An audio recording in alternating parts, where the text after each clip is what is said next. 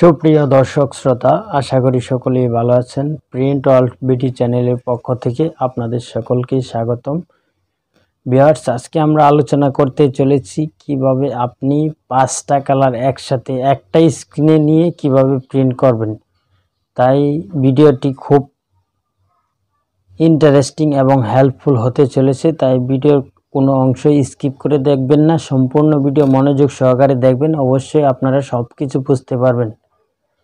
চলুন আমরা মূল ভিডিওতে চলে যাই।